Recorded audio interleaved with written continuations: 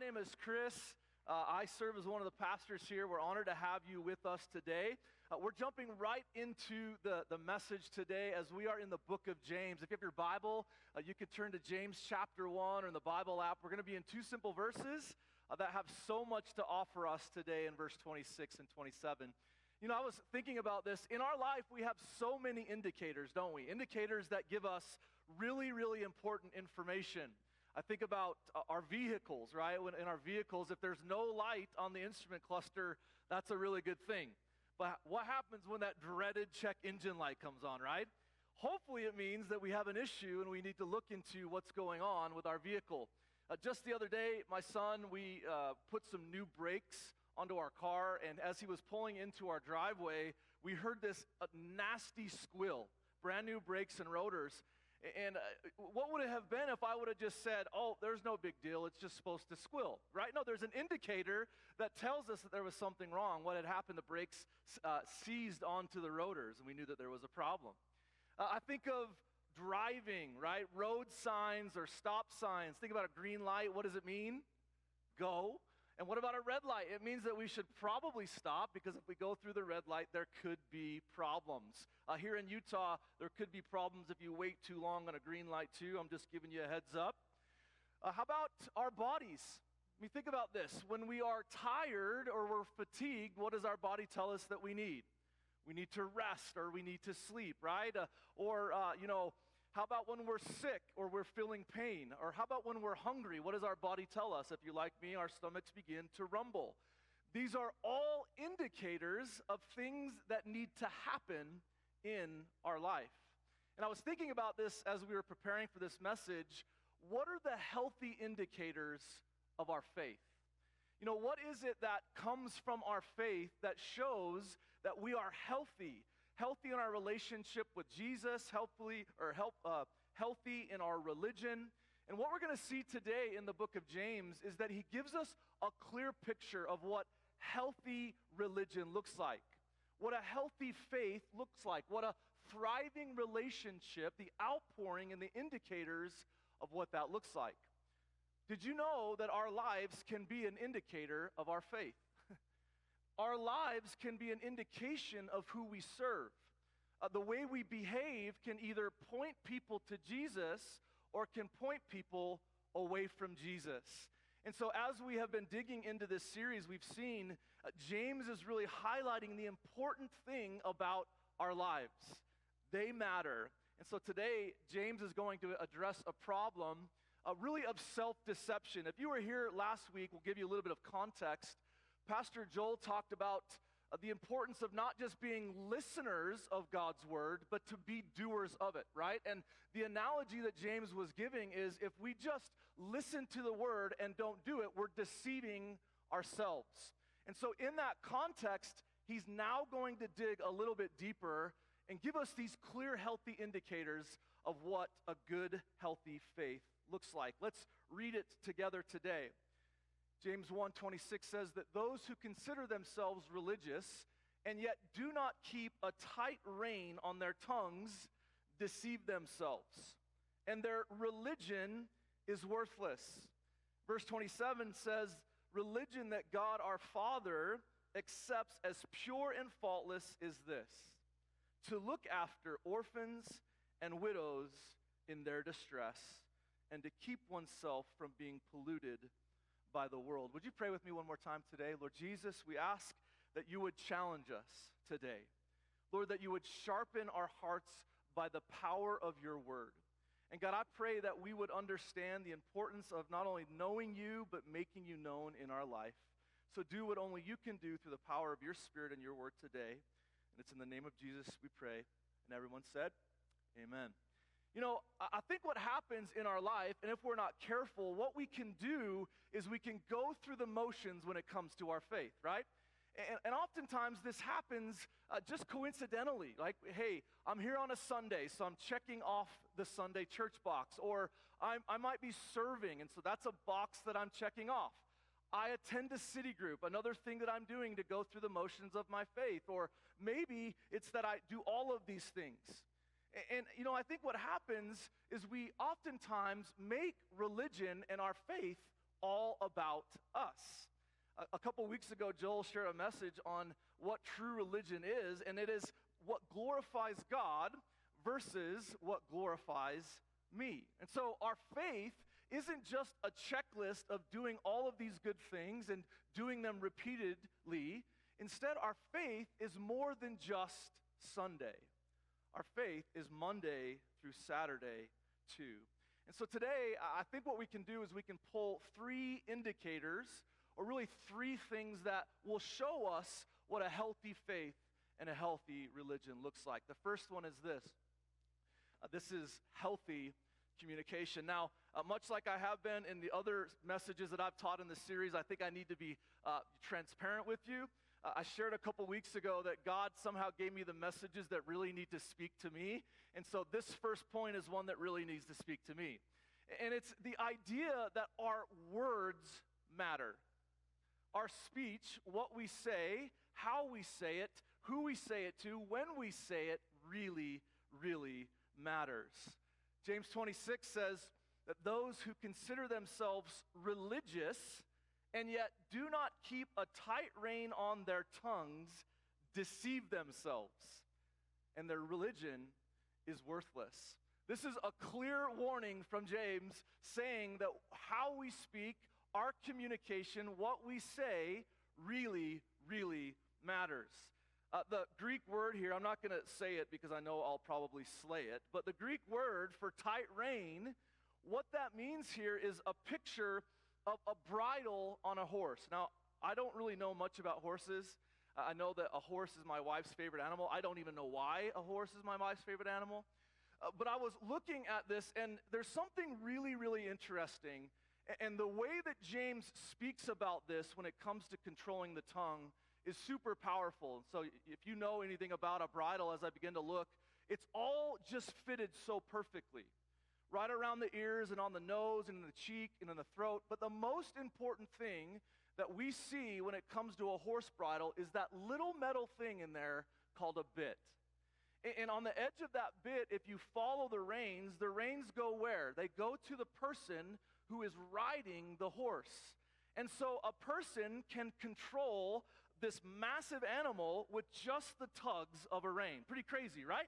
If you can make it stop, you can make it go, you can make it go forward, you can make the horse go backwards, you can have it turn one way or the other, and it's all based on a control from the reins, from the owner, or from the master in this little bit. You know, I begin to think about this as James is giving this analogy to those who are listening. They would know the context of this because agriculture was important. So horses and all of these things were really, really important. And the picture that he's giving us is we have to keep a tight rein on our tongues. We have to control ourselves because what happens is where our mouth speaks is where we are led. And so what we need to understand is that our words matter. Proverbs 18:21 says it this way: the tongue has the power of life and death. Isn't that just so powerful? Right? And those who love it will eat its fruit. We read in chapter 15, verses 1 through 4. A gentle answer deflects anger, but harsh words make tempers flare. The tongue of the wise makes knowledge appealing, but the mouth of the fool belches out foolishness.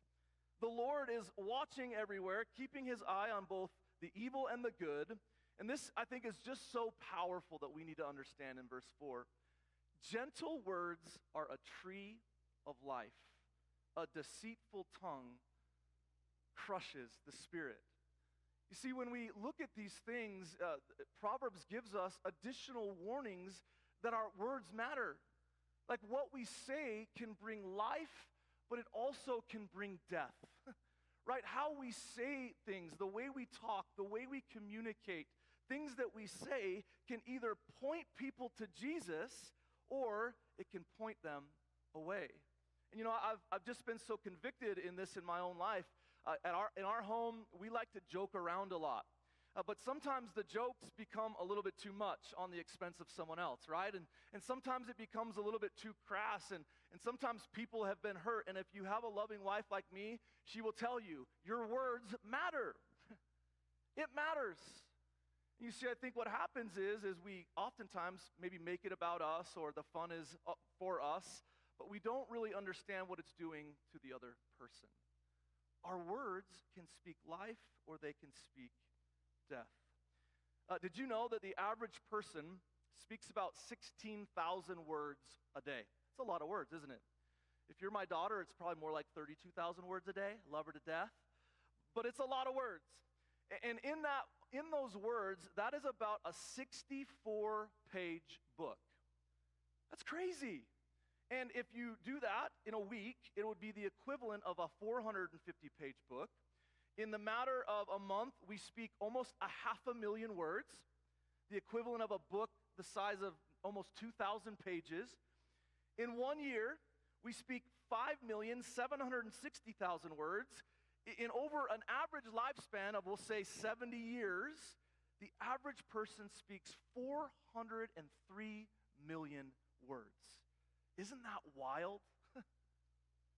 And so the question that I would ask, and maybe what James is asking us or getting us to, if our words really matter, what is our autobiography telling people? You know, what is our speech and how we communicate?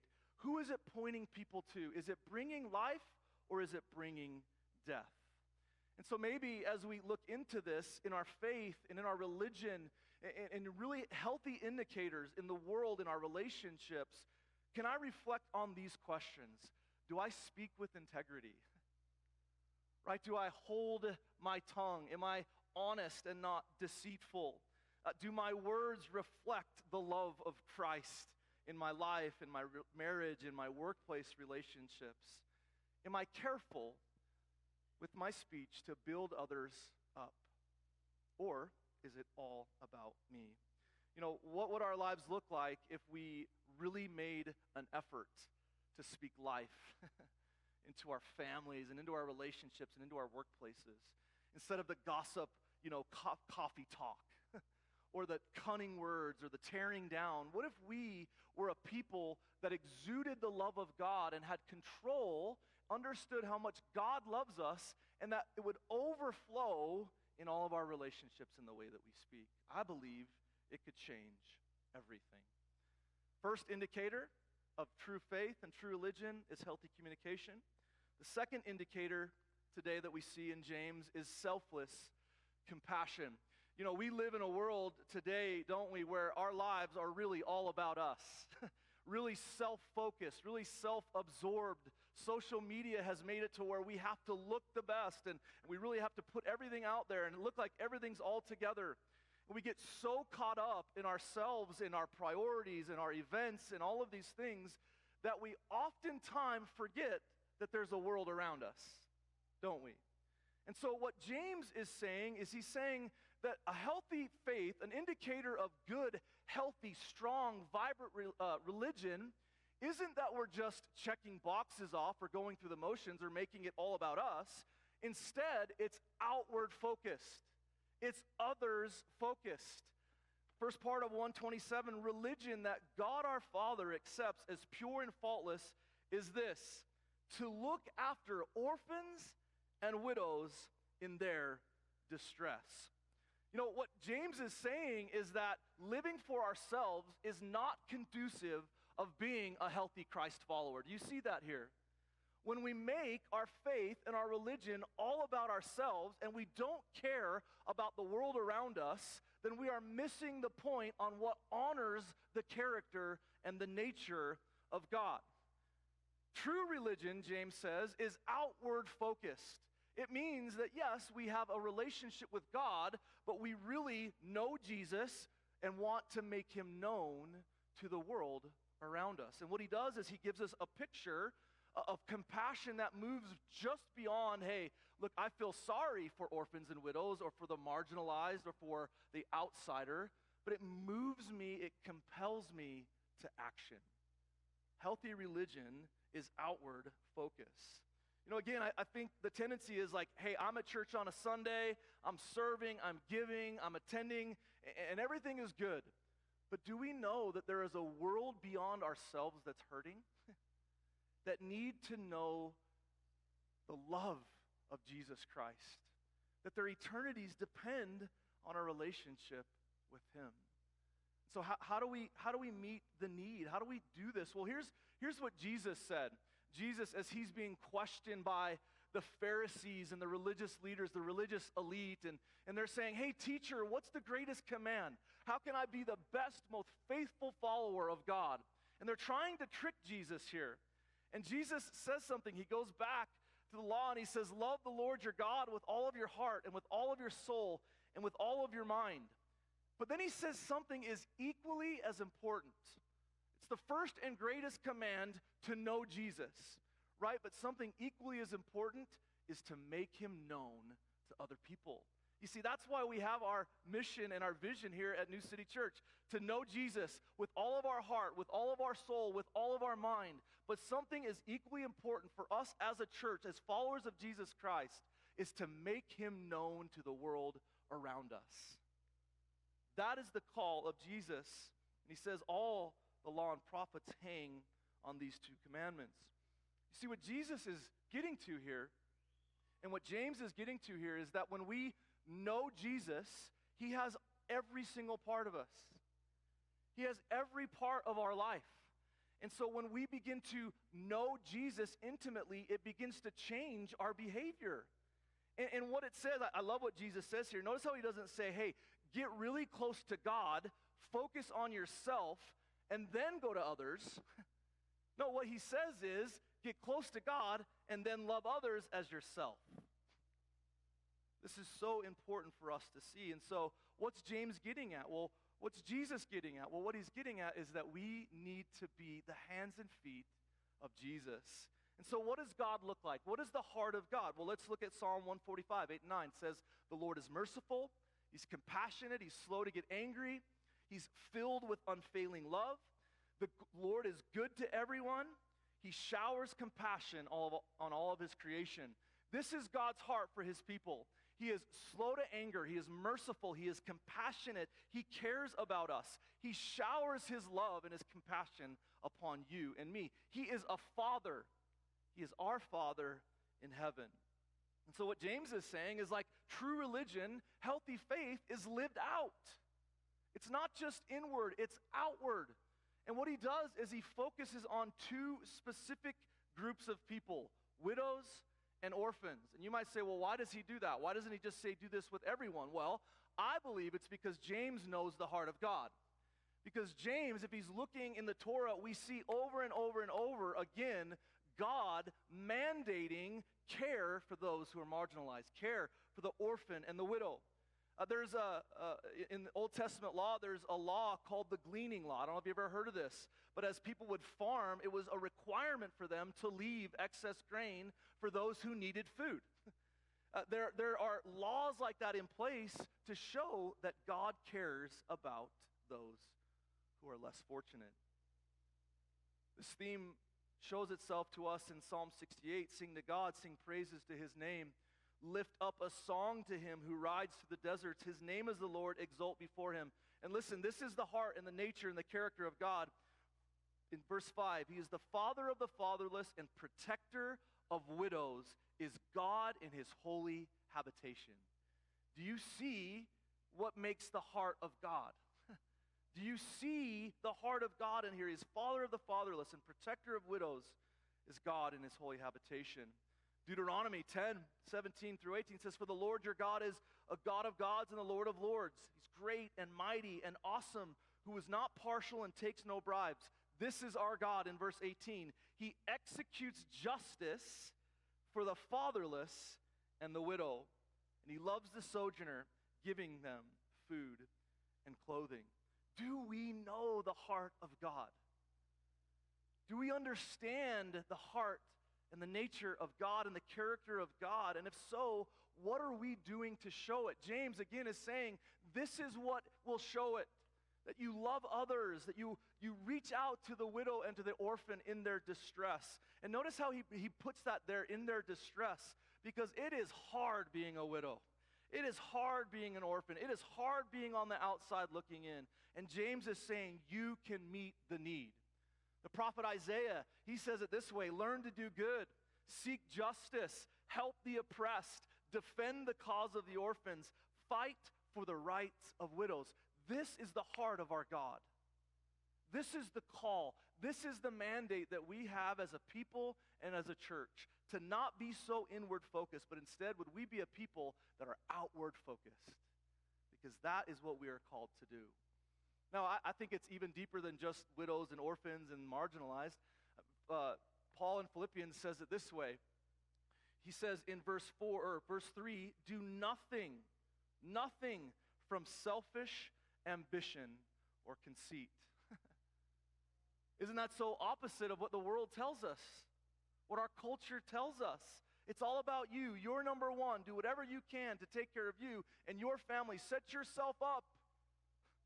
What Paul is saying here is do nothing with selfish ambition, but in humility instead count others more significant than yourselves. This is so hard to do. I think from a very young age we're conditioned to know that we got to take care of ourselves. But Paul's saying no, it's more than that. James is saying no, it's more than that. Let each of you, verse 4, look not only to his own interests, but also to the interest of others. I hope if you've been coming to New City for some time, that you would see that we are a church that will embody the Word and the heart of God. We have the highest view of God in Scripture, and when we open up Scripture, we see that this is who God is. And we are going to be a church, we will always be a church that meets the needs of the marginalized, widows, and orphans. That's a call, it's a mandate as Christ followers, and we believe it's a mandate that God gave us here at New City Church. And so we're doing those things. So my question would be, how can you get involved? How can you get involved in the work of God? Fathers in the Field, we talked about it before the service today. Did you know that Fathers in the Field is run, George Hosford, by someone whose dad was very abusive, who left him at a very young age, his mom and his siblings at a very young age, and the church rallied around George's mother and his siblings so much so that it impacted his life forever. And that man right now is leading other people to experience manhood and father mentors, so that they can experience our Father in heaven. An impact, a kingdom person, a kingdom church, a kingdom-minded church who invested into one young family now is changing the world.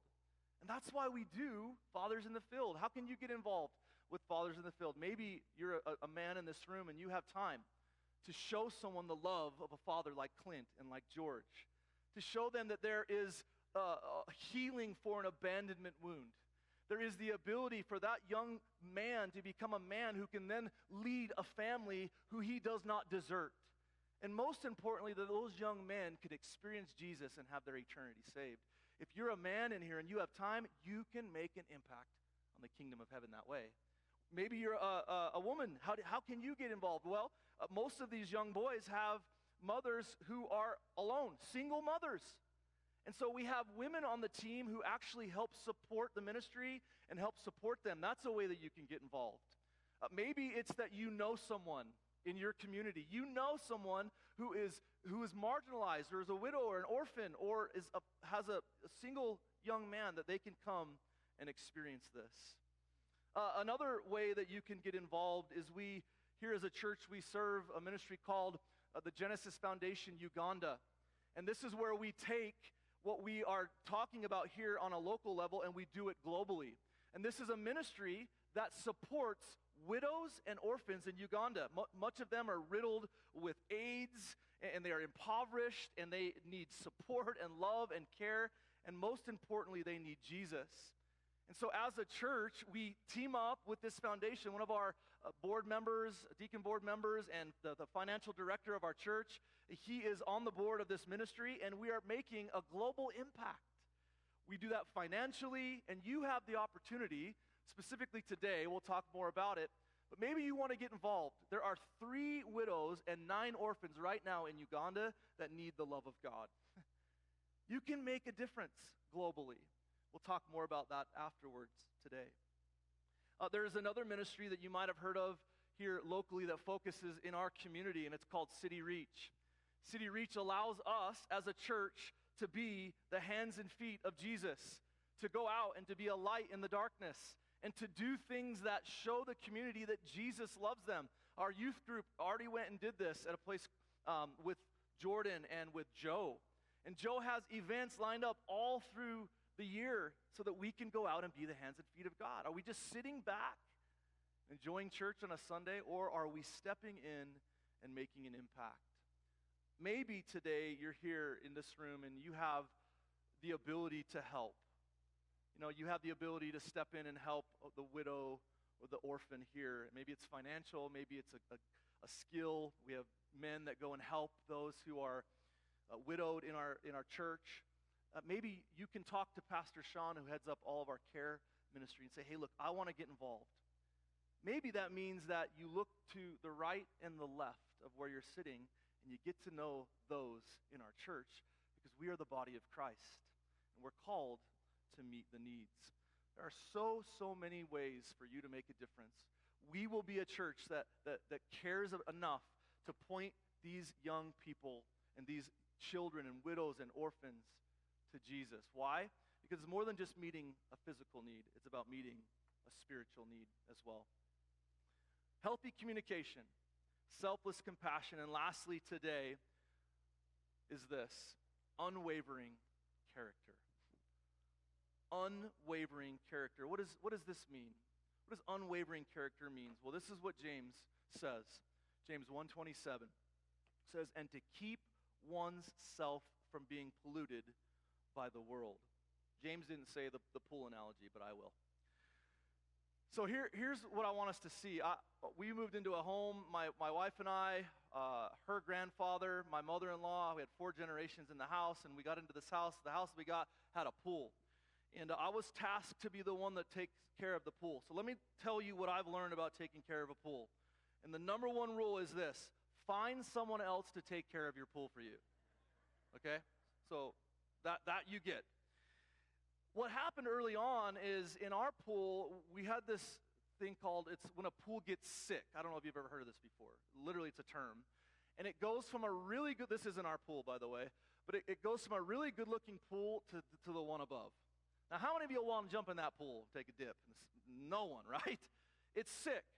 And so here's what happens. If a pool becomes sick when you don't put the right chemicals in at the right time, it can have germs that basically thrive in water. But the number one reason why a pool becomes sick, and I found this out, and this might gross you out a little bit. You might not swim after this. But it's what comes from the human body. Sweat, urine, and I'm not going to tell you the other thing. I'll leave that up to you. And so what happens is, over time, these things from our body, these elements, or these things minus chemicals or minus care, then causes the pool to be so polluted that it becomes sick. And you see, what James is saying here, and he's giving us this analogy of like, we cannot be polluted by the world. Now let me just tell you, if you live here, which you do in the United States of America, our world has become so polluted, and it has become so sin-centered and open to anything goes, and everything has just rampant. Sin is rampant, and we experience it. Our young people experience it every single day, all day, right? We experience it, sin and just the ways of the world. And what James is saying is, listen, the world in itself is full of pollution, full of sin, full of temptation, and the more that you let those things come into your life, we become clouded. We can become sick. And so what James is saying here is a very stern warning. Be like the pool that once was, where it was healthy and it was thriving, and you could see that it was a really good indicator because the water was clear. Do not let the pollution of the world continually come into your life so that it then turns it to the really nasty, ugly pool. The things that we consume on a daily basis, our entertainment, right? The music that we listen to. This is a conversation I have with my kids all the time. Man, do you really know that kind of music and what's being said? man, rap today, no offense if you like rap, young people, but it's terrible. Like the beat's terrible, number one, but the words are even more terrible. It's not like the OG rap when I was growing up. That wasn't good either, though. But here's the truth. All of this stuff comes in. It comes in. It comes in. And we don't have a filter. And we're not taking care of it. And we're allowing ourselves to be in positions that we shouldn't be in. And we're looking at things that we shouldn't look at. And we're listening to things that we shouldn't listen to. All of these things begin to cloud what God has meant to be pure and holy. And so my question, even for me as I've dug this in, what am I allowing into my life that is causing grief to my Father in heaven? That is saying, look, I'm 1 foot in the world and 1 foot in my relationship with Jesus. You see, the Bible is very clear in Revelation. It says that we are to have both feet in God. If not, we're lukewarm, and the Bible says that he will spit us out. What are we doing to look more like Jesus? Romans 12:1, therefore I urge you, brothers and sisters, in view of God's mercy, to offer your bodies as a living sacrifice, holy and pleasing to God. This is your true and proper worship. This is most important in verse 2. Do not conform to the pattern of this world. Do not conform to the pattern of this world. Do not allow outside influences. Do not allow the temptation and the sin and the desire to be self-centered to ruin and to pollute what God has meant to be holy. Do not conform to the pattern of this world, but be transformed by the renewing of your mind. Then you will be able to test and approve what God's will is, his good, pleasing, and perfect will. You see, the more that we press into Jesus, the more we're all in with Jesus, the more we begin to think and act like Jesus.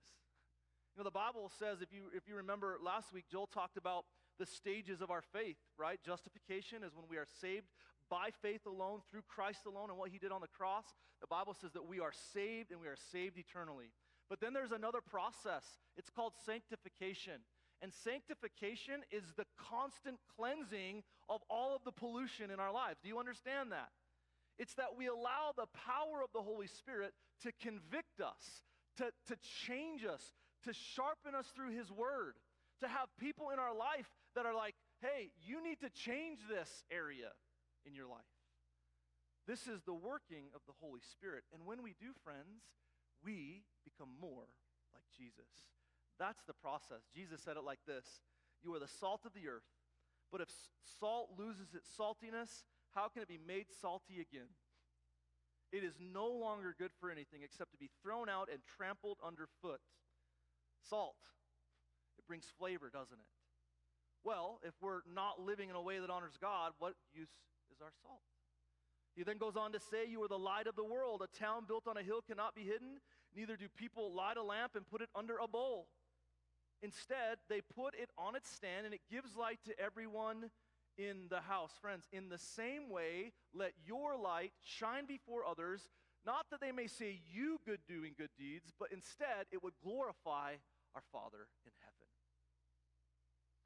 So the question is, can we be in the world and not of it? That's what James calls us to be in the world and not of it. Will we be the hands and the feet of Jesus in this world?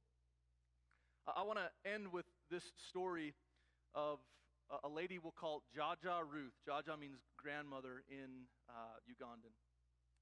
And this is a perfect picture to me of all of this embodied by someone who clearly spoke in a healthy, God-honoring way, pointing someone in need to Jesus, someone who saw someone who had a deep need, and then basically meeting that need, but then also saying, look, I want you to then change the world. This person, Jaja Ruth, or Grandma Ruth, Mike, who oversees Genesis Foundation Uganda, he was going to Uganda to take something. He takes lots of trips, him and his wife, Julie. And as they were taking this special thing for a child that his children were basically sponsoring, they came out in the community and they found Ruth literally living in a mud hut, like sleeping on the dirt, a grandmother who was a widow with 4 grandchildren, literally sleeping in the dirt, a mud roof. And as they were there, they, just like they did, they're the hands and feet of Jesus. Mike and Julie and those that they were there with went up to her, and Mike said that he felt God just saying, I want you to build her a house. Now, that's a hard thing to do because we're inward. And Mike went to his wife and said, I believe that God's calling us to build her a house. You know, she had no hope. Ruth is a woman who had AIDS, and she was so desolate and so hopeless. This is a true story. She stopped taking the medication that was given to her because she wanted to die. And you see, what God did is God brings people into our life to then say, hey, look, I'm going to show Jesus through these people. And so they built her a house. And not only did they build her a house, they introduced her to Jesus. And not only did they introduce her to Jesus, she had life and hope and restoration that they were able to buy a field for her. And she is now, with her grandkids, even more added on, she is cultivating her own food, and it's making an impact in the community. This is true religion lived out. And it's not just always in Uganda. It's not just always in the global community or the global church. It's right where we can make an impact.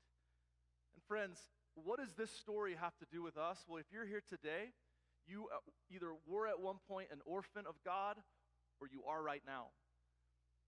The Bible says this, that because of our sin, we are separated from God eternally.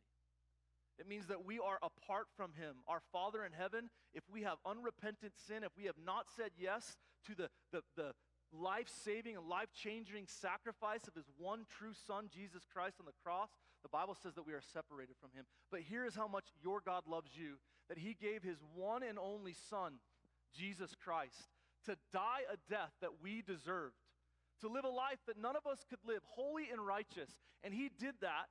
He gave His Son so that you and I could be redeemed, that we would no longer be orphans, but instead we would be welcomed in to the family of God with all of His righteousness, with all of His goodness. That is who our God is. If you have not done that today, friends, please, I would love to share with you just how easy it is. It's confession and repentance, and Jesus will save you and adopt you into His family. But if you have, may this be a challenge to all of us as a church. Would we understand that our life matters, that we would have integrity in our speech, that we would be so compassionate that it would be contagious, and that we would not be polluted by the selfishness and the ways of the world? Let's pray together. God, I pray that this would be your word speaking to your church and to your people. And God, that you right now would be doing what only you can do through your Son and through the Holy Spirit in our lives. And God, I pray that this wouldn't just be a message that we skirt over and then move on to next week, but instead, God, that this would be ingrained and indwelled in us, that we would be a people of purpose, and that you, God, would be glorified in everything that we do. In the name of Jesus we pray. Amen.